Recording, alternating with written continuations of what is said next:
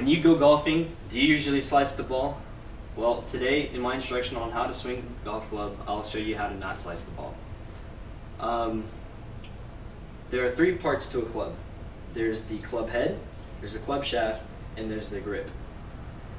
A lot of golf professionals will tell you that the most important thing that you need to learn before you swing a golf club is grip. Grip is important because it will keep it'll keep the swing of the golf club itself, the path of the golf club itself, from straying from how you want it to go. To grip the golf club, you take your left hand first and you grip it with your thumb pointing down. The next thing is you take your right hand and you interlock your right pinky with your left pointer finger. The reason why you do this is to keep your grip solid so that, again, the path of the golf club on the downswing does not alter. Again, the thumb should be facing the club head at all times.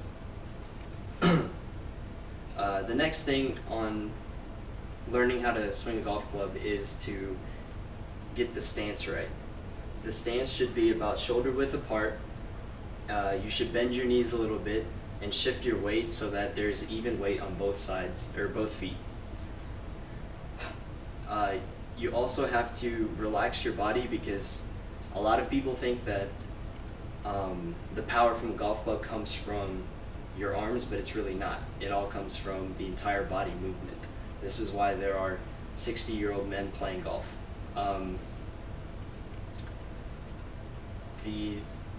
So that's the stance. The backswing is the next thing. On your backswing, you want to keep your back straight as possible. You're straight as possible, so that you don't have, again, the club's path does not change on your downswing. You should also keep your lead elbow straight so that, again, it doesn't alter the path of the club on the downswing.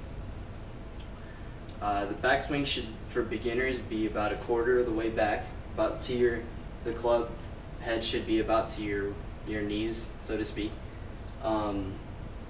It's so that whenever it should only be a quarter of the way back, because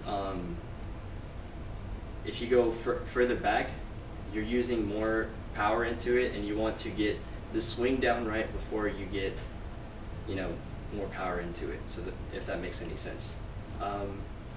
The next part of a swing is the downswing.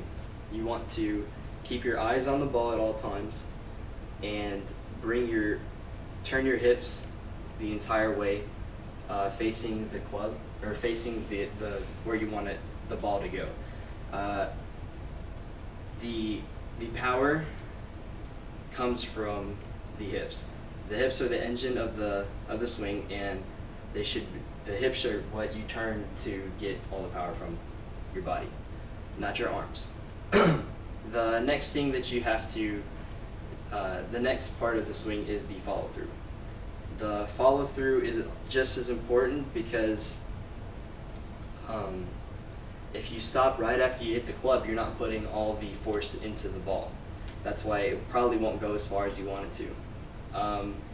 The follow through is also very important because it keeps you from hurting yourself because of the sudden stop in the swing. Other tips on how to swing a golf club is whenever you're using your irons, you want to keep the ball further back in your stance, because there's the loft on the club. Higher lofted clubs have a greater flight on the ball, so to speak, and you don't need extra lift on it. You want forward propulsion.